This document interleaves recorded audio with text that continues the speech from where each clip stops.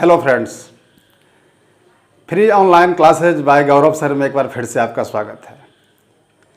Friends, पिछले video को काफ़ी लोगों ने पसंद किया है।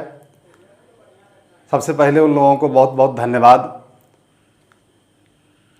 फ्रेंड्स, पिछले वीडियो में हम लोगों ने भारतीय संविधान के स्रोत टॉपिक का अध्ययन किया था। उसी चैप्टर के अंतर्गत जो कि क्लास 11 पॉलिटिकल साइंस सब्जेक्ट के अंतर्गत दूसरा चैप्टर है, जिसका नाम है भारतीय संविधान का निर्माण और उसका उद्देश्य।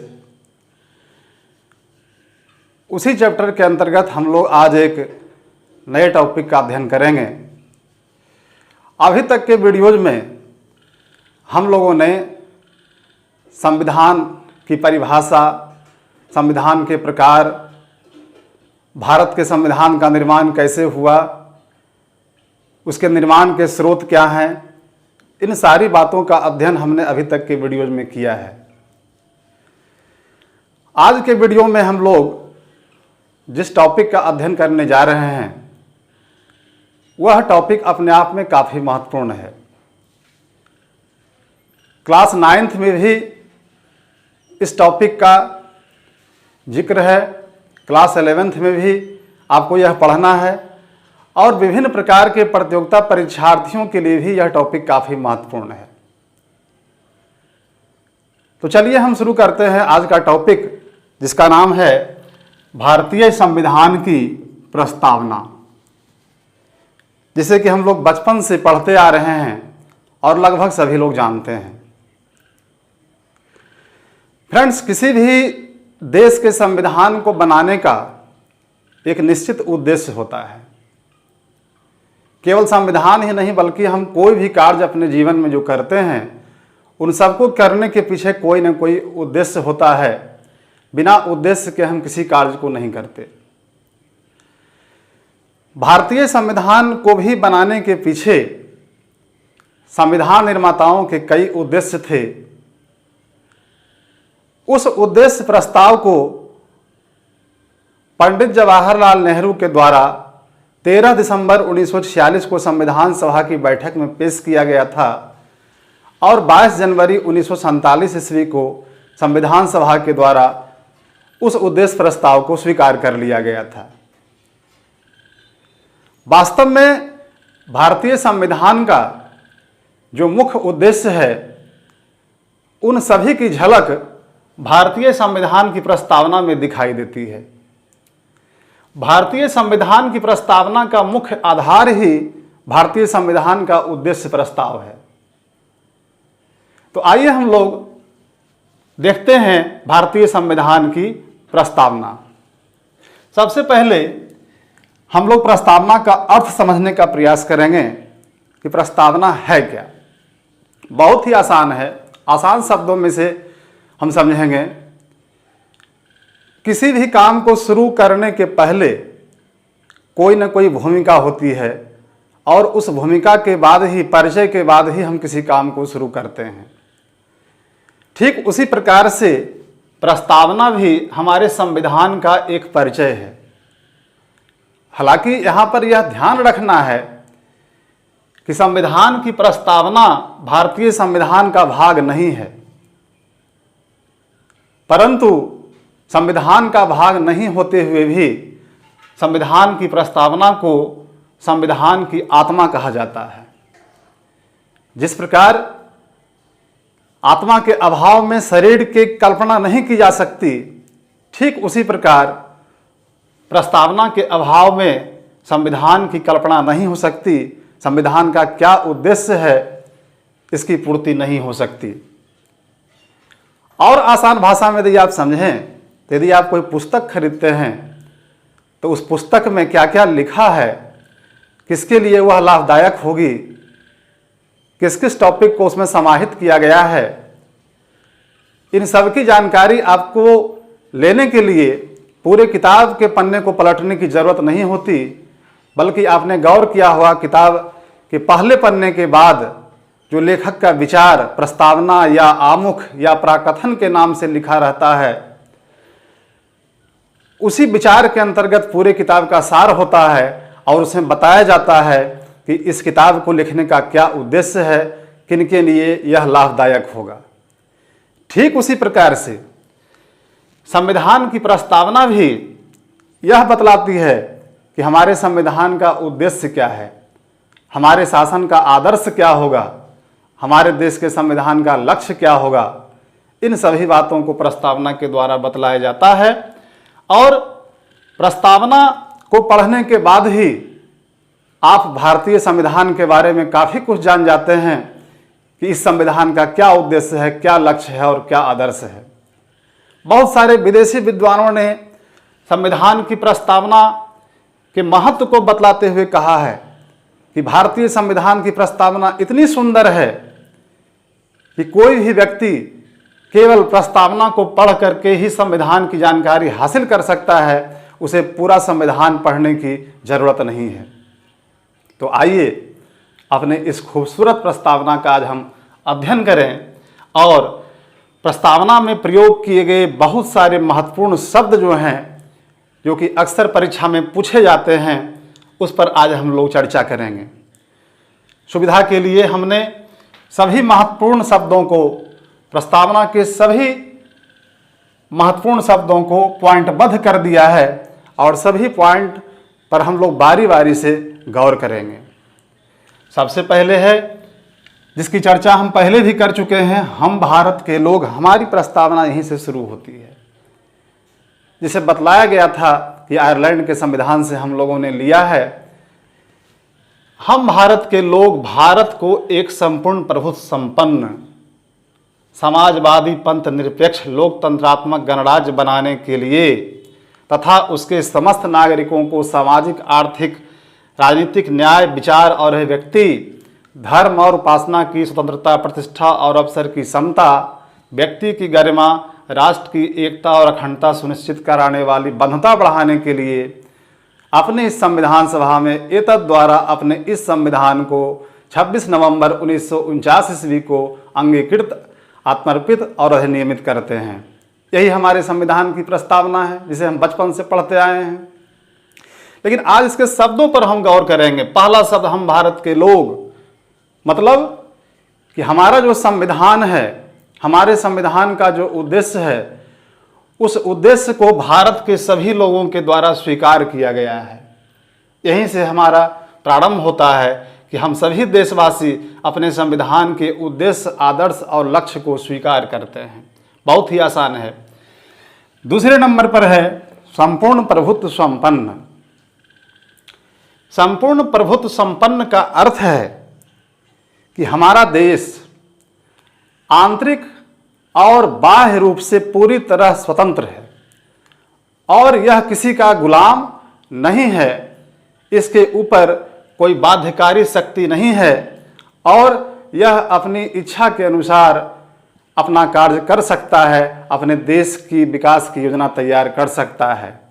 तो बहुत ही आसान है। संपूर्ण प्रभुत्व संपन्न का अर्थ आंतरिक और बाह्य दोनों रूप से स्वतंत्र होने की को हम लोग संपूर्ण प्रभुत्व संपन्न कहते हैं। आगे बढ़ते हैं। अगला शब्द महत्वपूर्ण है, समाजवादी। फ्रेंड्स, यहाँ पर ध्यान रखेंगे कि समाजवादी शब्द संविधान की प्रस्तावना में 26 जनवरी 1950 को शामिल नहीं हुआ था, जब हमारा संविधान लागू हुआ था। इस शब्द को हमारे संविधान में 42वां संविधान संशोधन 1976, 42वां संविधान संशोधन 1976 के द्वारा इस शब्द को जोड़ा गया था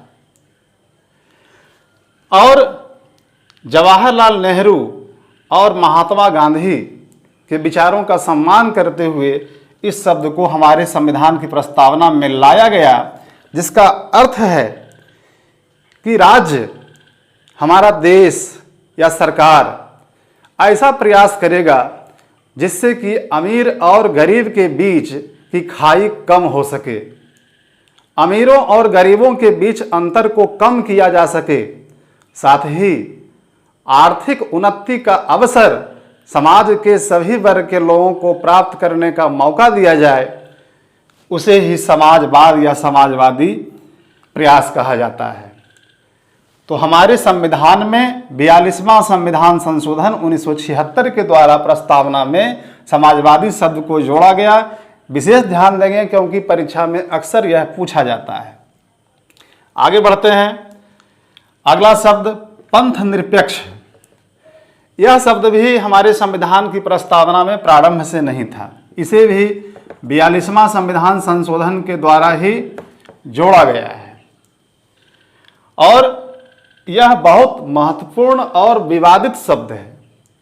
लोग इसका अर्थ अलग अलग तरीके से लगाते हैं, परंतु इसका वास्तविक अर्थ, पंथ निरपेक्ष या पंथ निरपेक्षता का वास्तविक अर्थ यह है कि राज्य का कोई अपना राज धर्म नहीं होगा।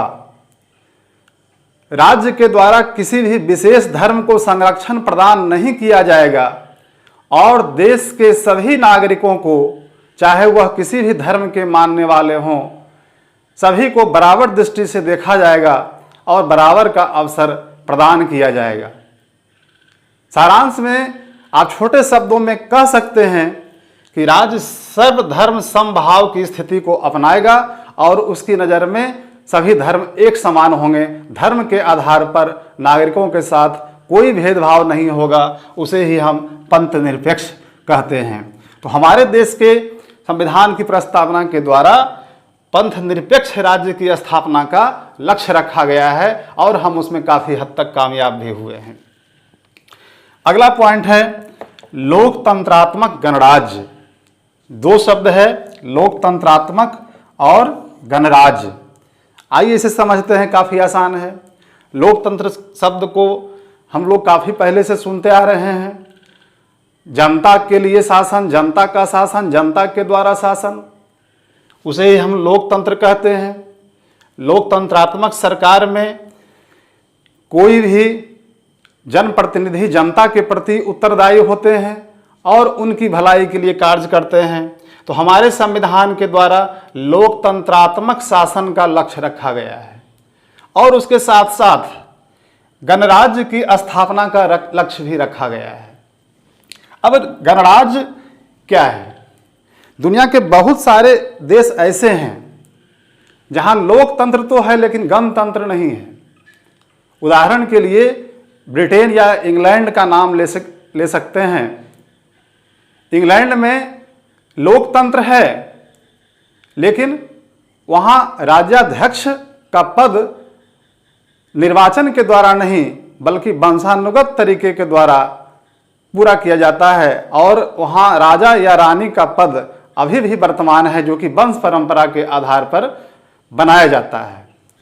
जबकि गणराज्य के अंतर्गत राज्याध्यक्ष जो राज्य का सर्वोच्च पद होगा, देश का सर्वोच्च पद होगा, जो कि हमारे देश में है राष्ट्रपति।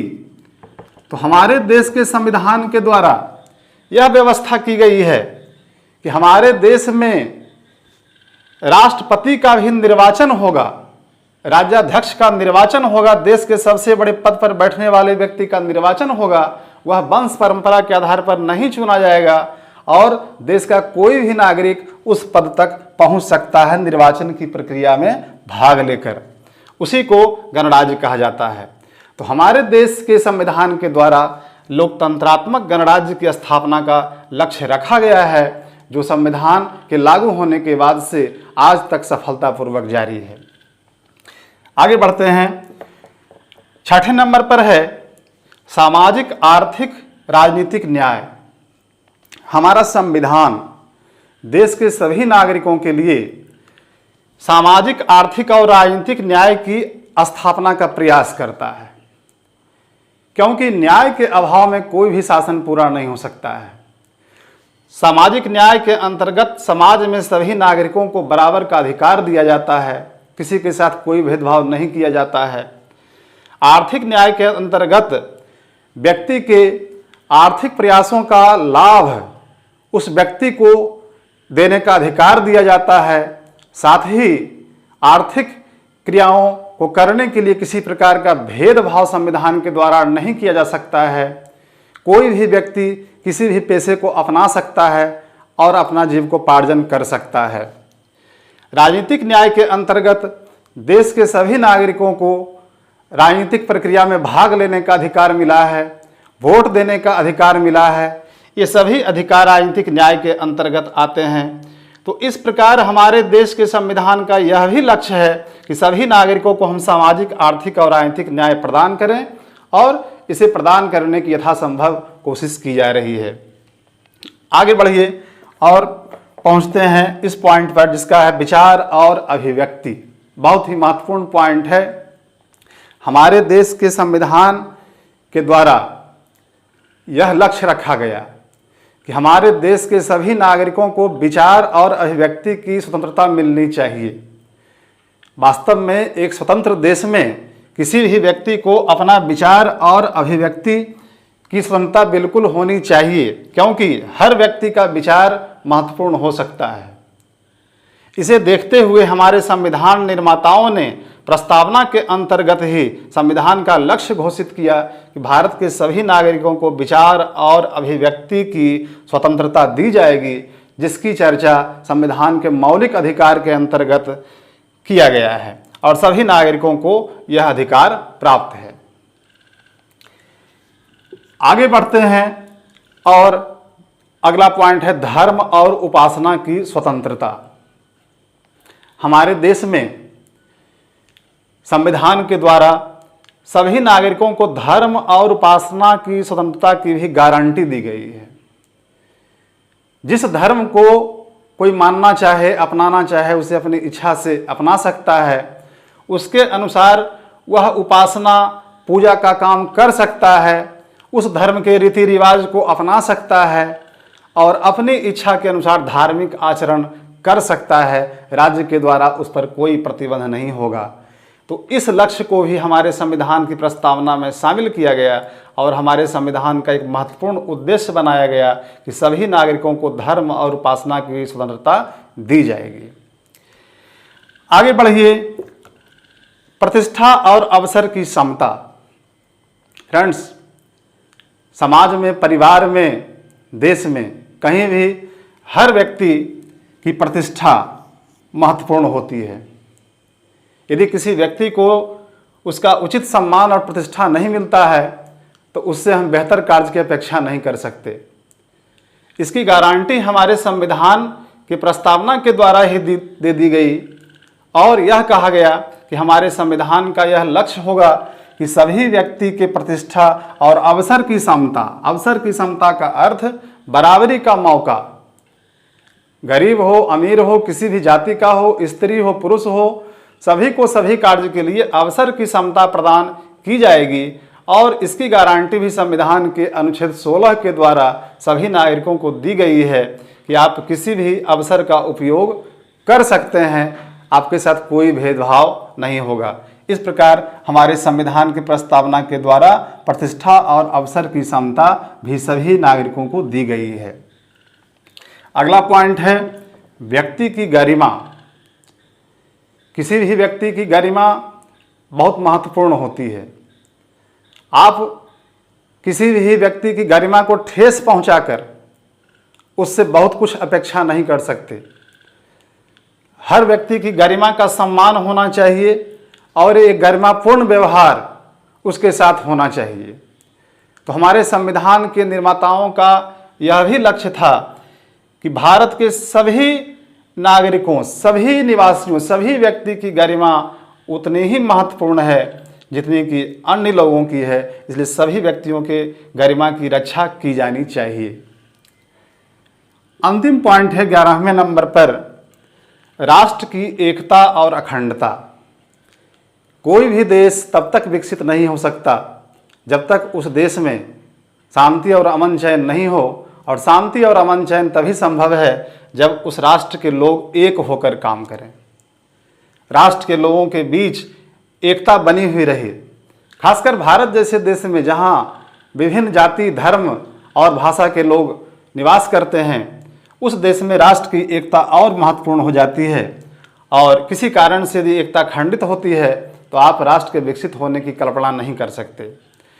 अखंडता का अर्थ हुआ कि एक भारत। आजकल आप सुने होंगे एक भारत श्रेष्ठ भारत। बिल्कुल, यदि आपका भारत अखंड है तो निश्चित रूप से आप मजबूत हैं और आप निरंतर उन्नति की ओर बढ़ते रहेंगे।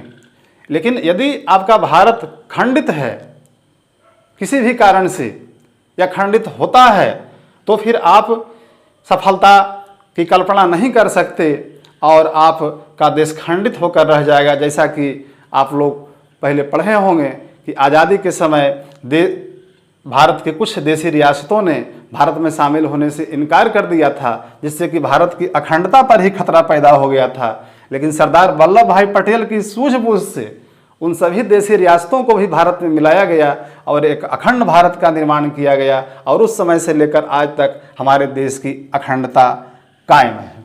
तो इस प्रकार राष्ट्र की एकता और अखंडता सुनिश्चित करना भी हमारे संविधान की प्रस्तावना का, हमारे संविधान का उद्देश्य का एक लक्ष्य है।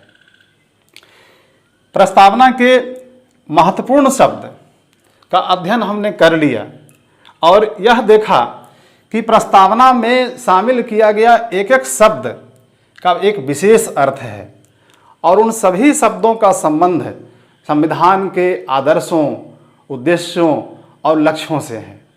यही कारण है कि भारतीय संविधान की प्रस्तावना को एक बहुत ही खूबसूरत और सुंदर प्रस्तावना पूरे विश्व में मानी जाती है।